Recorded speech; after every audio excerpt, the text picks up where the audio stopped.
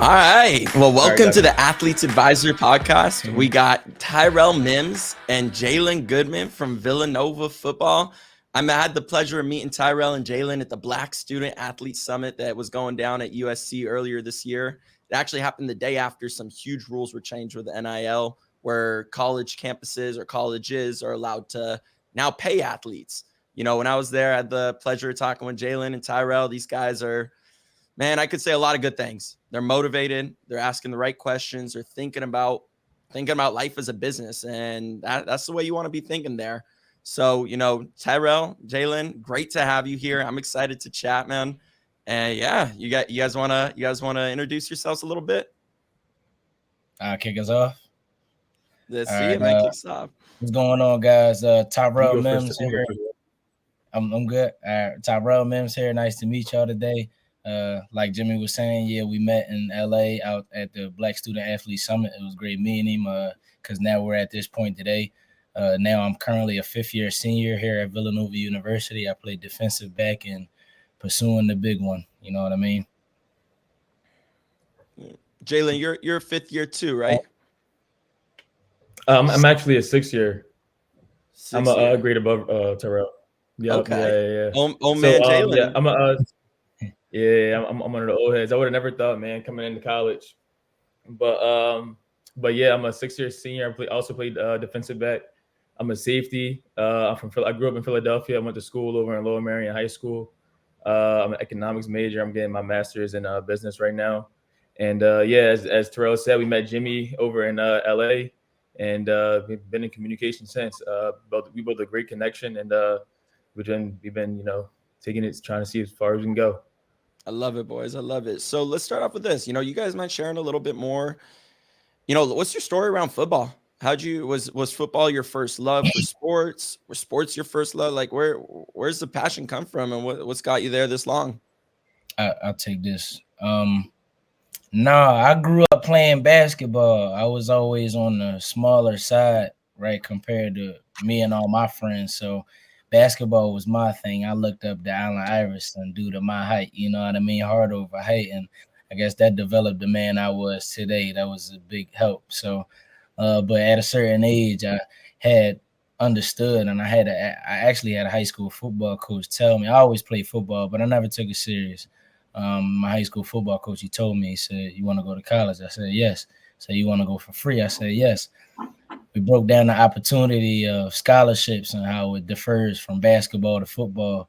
And he told me, you got 100 people on the football team, and you got about 10 players on the basketball team, if even that. You know what I mean?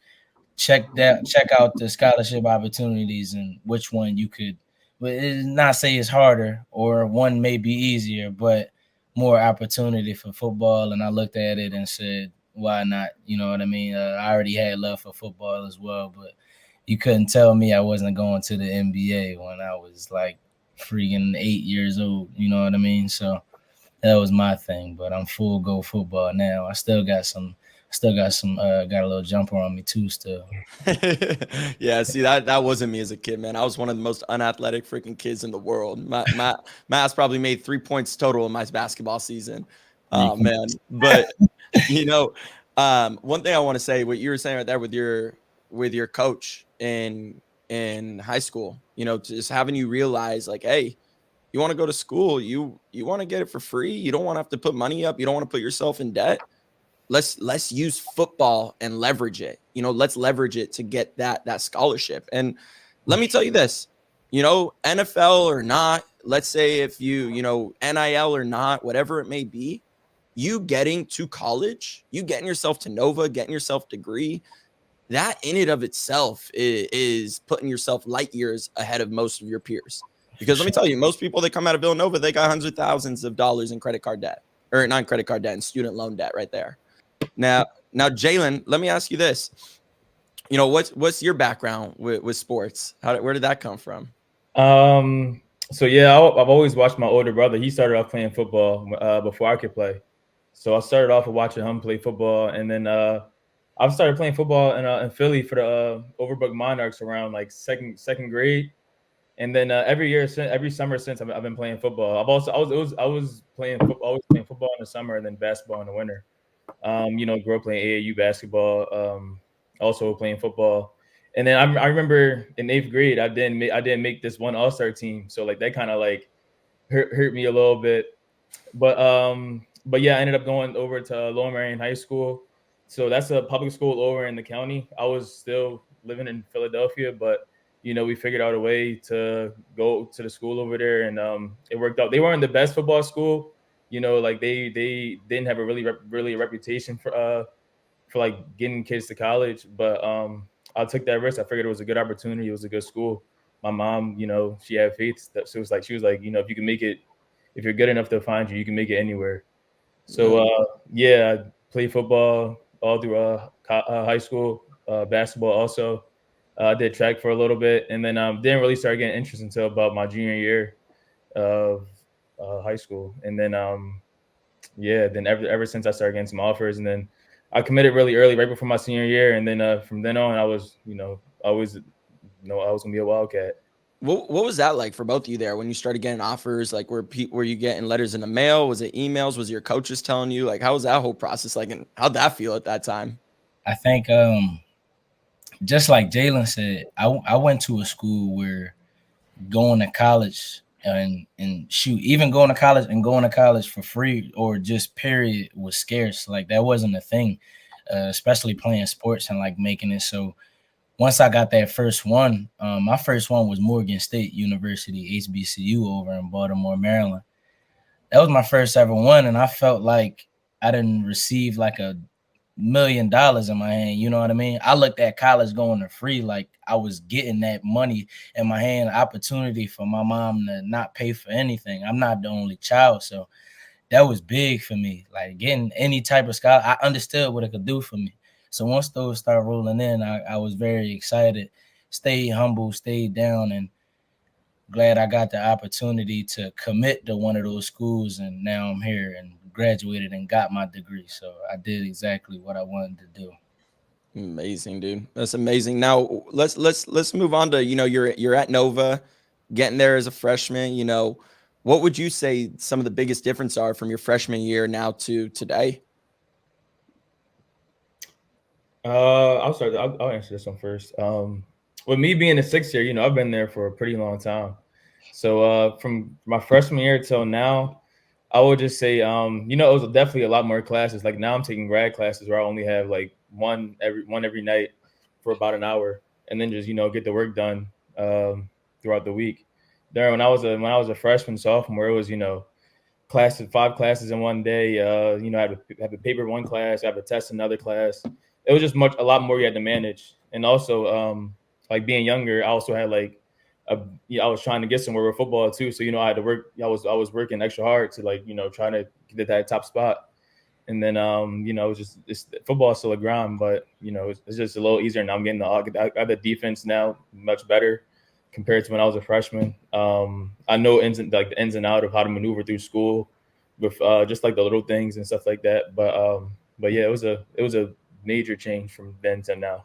How did you balance that? Like, and let's say like to other student athletes that are listening to this, like, how do you recommend them balancing the school workload, the life workload, the sports workload, and now, the business workload of NIL? Like, how do you find that balance? I would just say to try to manage your time well and use your resources. At Villanova, like for me, like I had good advisors, I had good people that I can that like lead me towards like where if I needed help in any classes with like tutors or anything. And then just managing time, like knowing, because football is still like during the season, like that takes up a lot of your time. You got to prepare for the week for the team or whatever, and but you're also you got to prepare for like a test or a quiz. So you got to keep yourself busy, and then just just staying on top of everything. Whether it's like sending yourself reminders or anything, just trying to just be on point with everything and just try to do it to the best of your ability and use your resources. Yeah, people underestimate how big of a task it is to study the playbooks and study the different formations on the other teams and all that stuff. I mean, let's say with you boys from freshman year to today, is it the same playbook or how much has that changed?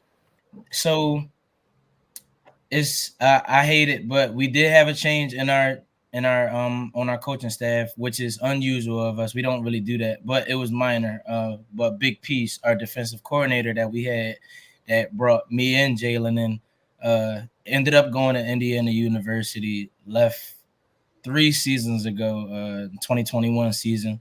We now have a new DC, but he was already a part of the staff. So the difference in our playbook hasn't really changed, I'll say, but the approach is different.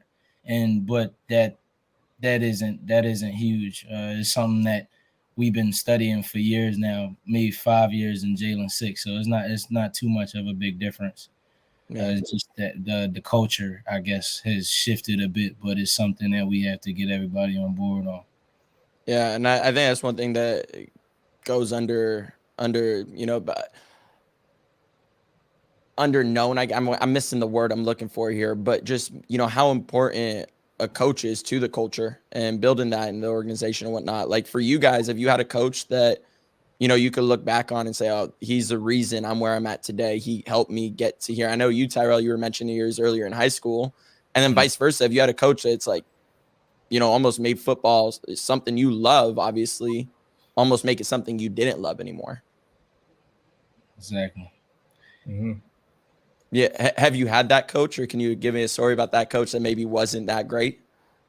That wasn't that great? Like made you basically just like almost want to take the pads off, like F this. And then how did you get through that, I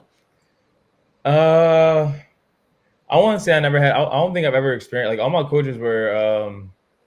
I feel like I've always had like a good. I never, if I ever had a time where like I felt like that, it would probably be something like because I did.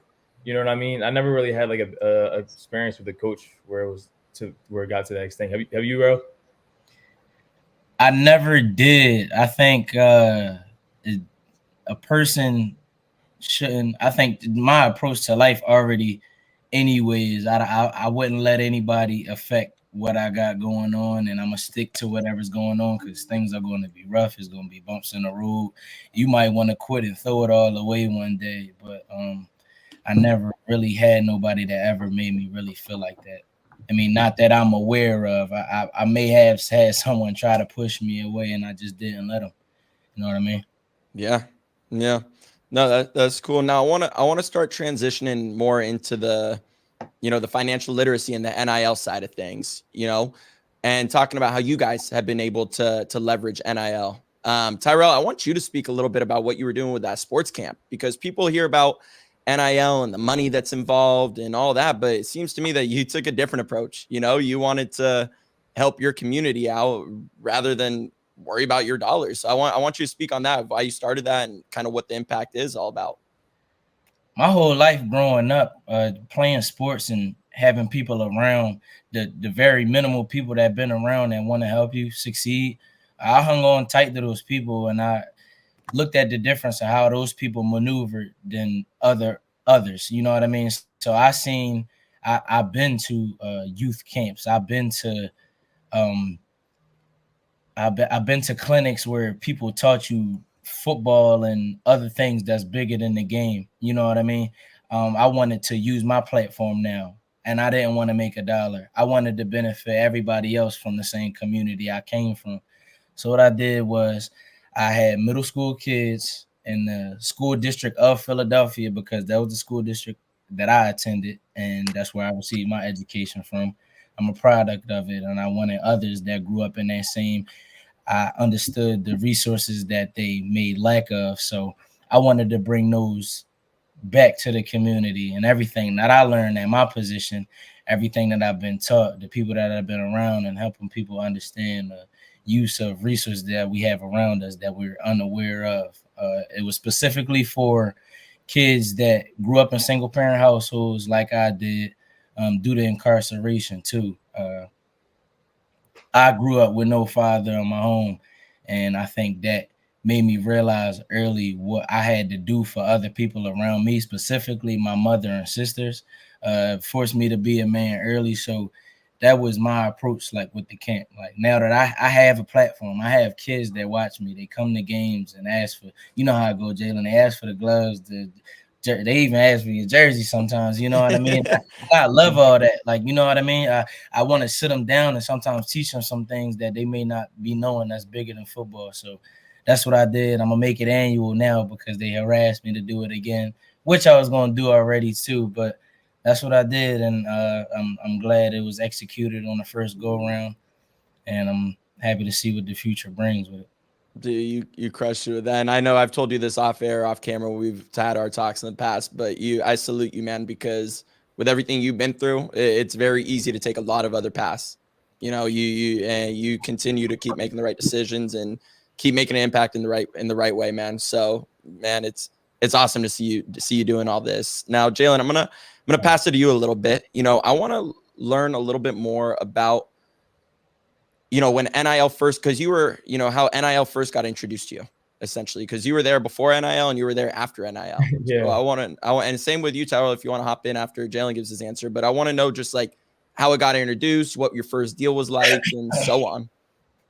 So yeah, when they do you remember what year? I forgot what year exactly. It was like 2021, 2020 Yeah, around that time? 21. 21, yeah. So I've done probably already like 2 years, a year in college, and it didn't really start to affect me until maybe around 2023 last year when I really like had my first partnership with Ardent Credit Union, in which now Rel is taking over.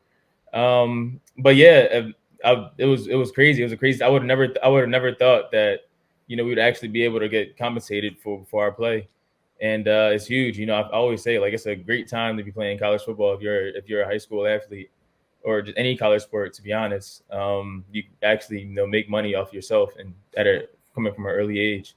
And now it's just all about whether knowing the right thing to do with it, and that's probably just like the main thing that kids will have to learn nowadays. You know, because, you know, a lot of kids that's in these positions didn't really, you know, get that coming up at an early age, or even just any kid in general. So it's like that, and now they're, you know, now they've got the opportunity to, you know, handle all this much money, and now it's just, you know, more important than ever. Yeah. Tell me this, before we met, let's say, you know, before you knew Gerber Kawasaki and our whole athlete asset management program that we have here, what was your understanding of money management? Was it just like spending it on cool stuff? Was it like, I got to save it in the bank? Like, what was your understanding of money management, let's say, prior to us meeting?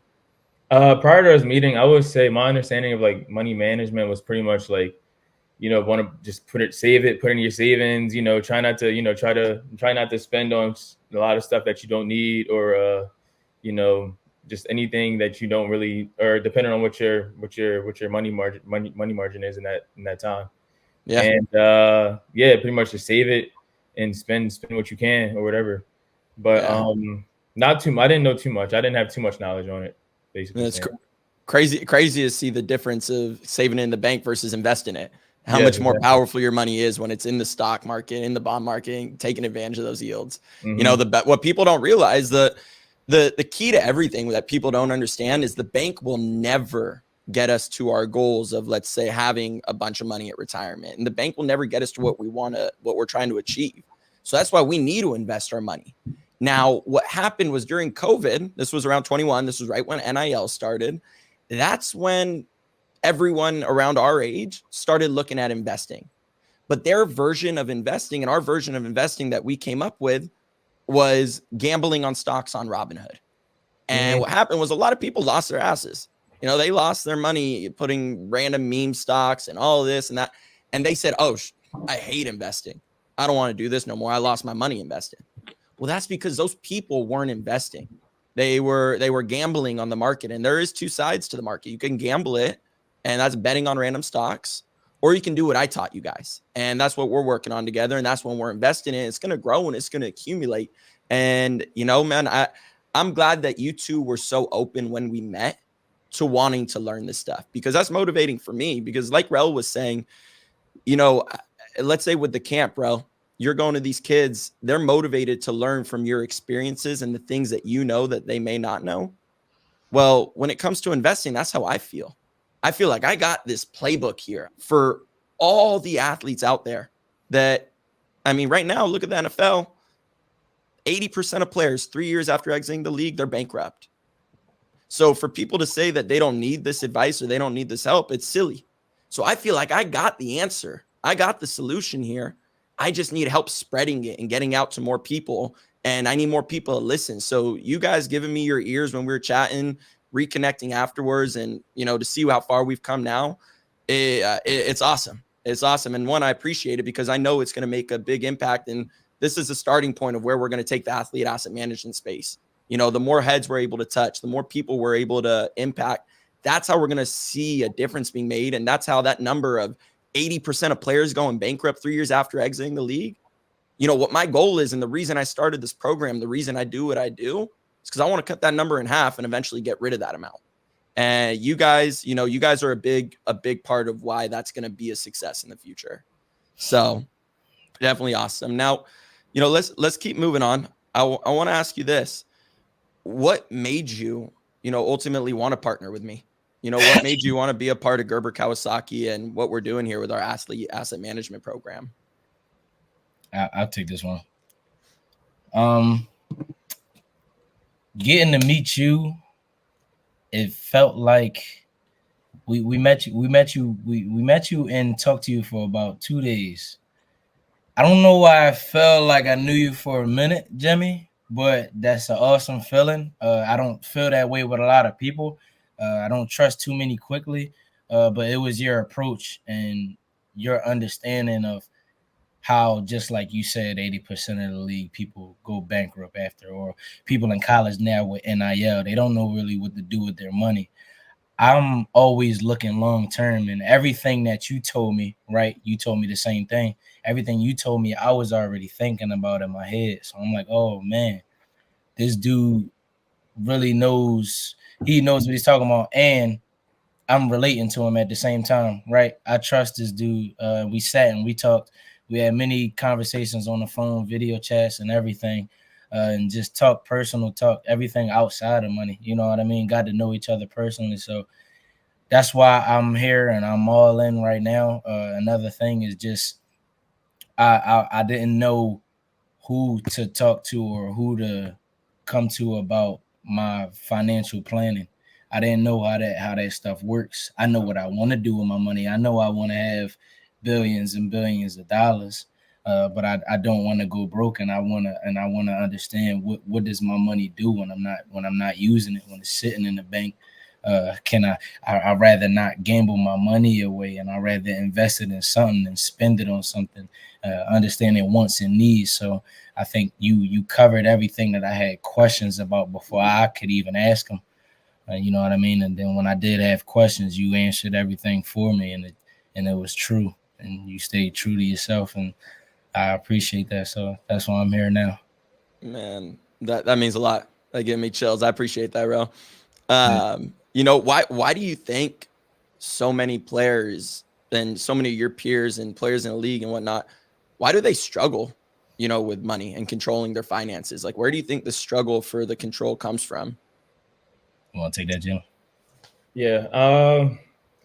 I would just say just not sometimes probably not having the knowledge, or maybe not having the right people in your circle, or just not, you know, taking control of, you know, your habits, or just, you know, just letting things, just not paying attention to it. Sometimes, you know, you got so much going on. Sometimes you may not even realize. I'm not in that, you know, I'm not in a position right now, but I'm just basing off like what I could imagine. Yeah. I feel like, you know, they all probably will have like financial advisors and stuff like that. They probably they're in that level where they should have those FAs with them. So maybe they're just not, you know, maybe sometimes they're just not listening, and they're just like, you know, doing what they want. But, you know, it's a slippery slope. It's a up and down. You know, you just gotta. Yeah. Yeah. And you want to hear what my thoughts are on that? Because you said it, like a lot of these guys should have FAs, and most of them probably do. I mean, when they're in the league, more often than not, their agent will set them up with a financial advisor and they have their guy. But the thing is, their financial advisor, one of the biggest things, Rel, what did you say we have is our relationship. You trust me, you know me, I'm here for you, and you know I got you first. Most of these guys in the league do not have that type of relationship with their advisor. Their relationship with the advisor is picking up the phone and say, yo, move another 50 G's to my bank so I could spend more. And the advisor doesn't push back. He doesn't ask questions. He doesn't try to help them plan, because at that point you get in their way, their money, and the player will probably just pull it. So that's why what I'm doing, and my biggest differentiator, is I'm going to start with you boys early. You know, most of the athletes I work with are still in freshmen, sophomores, juniors in college. They're just getting started. They're not making NIL money. A lot of them, they are a lot, hundreds of thousands and $1 million deals in NIL. But the thing is, they're still the ones that might make it to the league. And if I can educate them early on, if I can give you guys this knowledge early on, show you the importance of investing, show you how to build a systematic savings plan, show you how to stack your money up before you're even making millions, it's going to be a lot easier to copy and paste this once you come into the millions. And at that point, you're going to be a lot more motivated to save in it, invest in it, and growing it. So that's why I feel like the biggest reason why FAs and financial advisors for athletes hasn't worked in the past is because of the lack of education. There's no one's willing to put, and that's because most of FAs, they think, why am I going to try to teach this guy that doesn't care?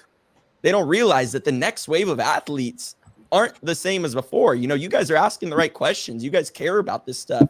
You guys are the reason why the way things were going before aren't going to be going today, you know?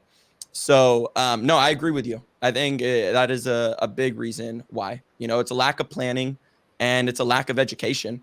So that's why with what I'm doing, making that the core there, the core of my program is planning, is looking at the situation, and it's education, making sure we fully understand what's going on. And it's going to be ongoing education. That's what I told you boys when we first started. You know, what we learned today, we're probably going to go over it a few more times as we keep going. And I'm going to keep adding in new things. And my goal is for you guys to eventually, you know, really have a solid grasp on financial literacy, on investing. And correct me if I'm wrong, I feel like we've taken a lot of big strides towards that. Oh yeah, most definitely, man. Definitely. Yeah. So tell me this, if you guys could give any advice to, you know, other students who maybe are coming into college right now, you know, they're starting to look at NIL, they're playing sports, they're, you know, they go back to freshman you. What piece of advice would you give them? Regarding NIL? Let's say regarding NIL, regarding football, regarding college, regarding it all, you know, somebody who's just getting in. Yeah, awesome. People are here to help you, right? Closed mouths don't get fed. You got to say something. It's always somebody that's willing to help you, right? You just got to reach out and ask for it. Take advantage of your resources that's planning for you. We in college for free. You know what I mean? Take advantage of it, right? I go and sit with my I always had good grades because I always paid a visit to the education office, athletic advisors in our facility, and I talk to them all the time, and I stay on top of my work, and they let me know what I got to do to stay on top of my game. You know what I mean? Stay connected, use your resources, take advantage, because there's always people to help you, and they'll get you to the top. I promise you. You know what I mean? Yeah, absolutely. I love it. Closed mouths don't get fed. That's for damn sure. Yeah, I'll pretty much piggyback on what Rel said, man. Use your resources. There's people here to help you.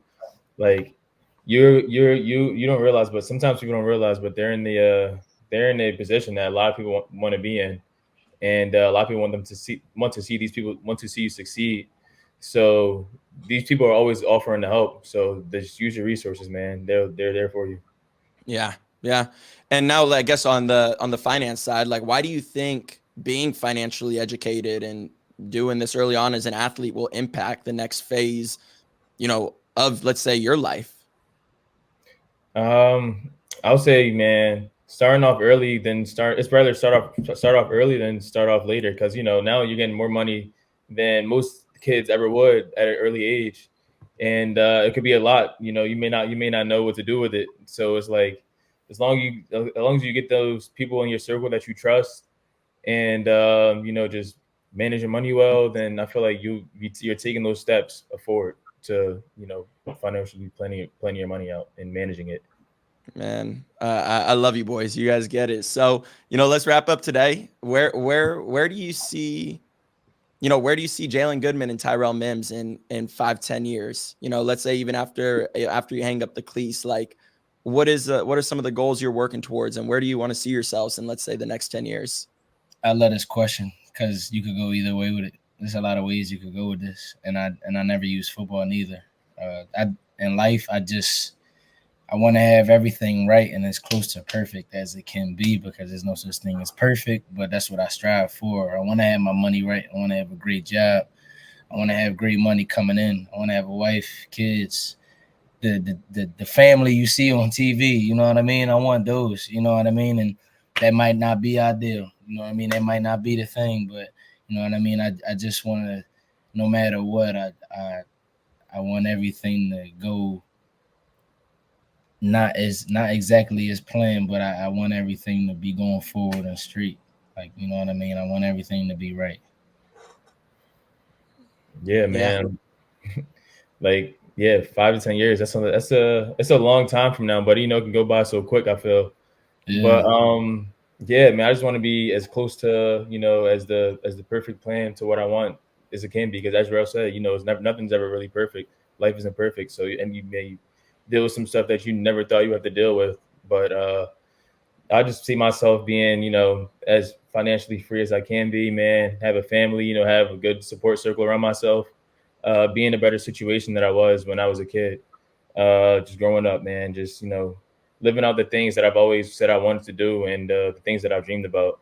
So just, you know, being as, you know, close to that, and just maybe if I'm not there yet, then just maybe just knowing that I'll be striving for that is somewhere I'll see myself, you know, in the next 5, 10 years. I had another piece of advice, Jimmy. Let me hear it. Hop in. Another piece of advice. Make sure you got the right people around you. It was over the past 5 years I've been in college, it's a lot of people that I don't even deal with that's back home. It's people that I don't even deal with that I've been dealing with since from 2 months ago. You know what I mean? Make sure you got the right people around you. Only people that had the same aspirations and may not have the same exact dreams as you, but they want to be successful just like you. They on the same path and they think in the same way as you. Make sure you chilling with the same people in your circle that got the same brain, same mindset as you got going on. Because if they thinking anything else, they may get in the way and they may hurt you without even realizing it, right? That ain't a real friend. So make sure whoever you call friend are people that's chasing the same thing as you. Y'all gonna end up on the same boat and sail the same ship and go the same way. You know what I mean? So, man, I'm gonna have Alex clip that one up for sure, because that's 100% right. You know, and that's why you and Jalen are so tight, because you guys are both very like-minded in a lot of ways and in the right ways. You know, and when it comes to the people around you, that's both sides of it. Meaning, your friends, you know, the people you hold closest to you, and that also relates to the professionals that you bring into your life. Because let me tell you, you know, I spent a whole year connecting with a lot of people on LinkedIn that have NIL or have sports representative or whatever it is in their title and in their name. And I would say over 50% of the conversations I had, I left with a weird gut feeling where these people are trying to screw somebody over. They're trying to pick their own pocket. Basically, you know, they're trying to feed themselves. They're not worried about the other parties involved. They just gave me that weird gut feeling, which I know you both know what I'm talking about.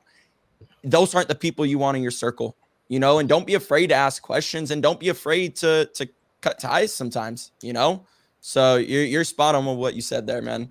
And on the track of just, you know, you guys both sound like you want to build a better life for your futures. And the way I see it is, no, nothing won't go as planned. We're not going to be able to plan the next month and next year and the next 5 years or 10 years. But the way I see it is, if we remain good people, we keep doing good for others, doing good for people around us, have a good heart, have a good mind, God will take us down the right path. And that's how I see it going for all of us, man. So, you know, this was an amazing conversation. I genuinely, you boys are a huge motivator for everything I'm doing. I mean that. And I'm so excited to see where you guys are in the next 5-10 years. I'm excited to see where Gerber Kawasaki and our athlete asset management program are in the next few years. And, you know, I'm excited to keep growing with you boys. Hey, Briggs, I'm excited too, man. Meeting you was one of the best things, you know, that can, you know, happen to me. You're a great friend, man. You taught me a lot about, you know, how to manage my money, and I just, you know, we're gonna keep this connection going, man. I feel like Rel can say the same also. Yeah, thank you, Jimmy. Thank you for having us on here today. Thank you for coming into our lives. You know what I mean? A lot of people need more people like you around. You know what I mean? We appreciate you a lot, and we're excited for the future as well. Man, you gave me chills. Well, stay healthy, keep crushing it this year, and let's definitely do this again. Oh, yeah, definitely appreciate you.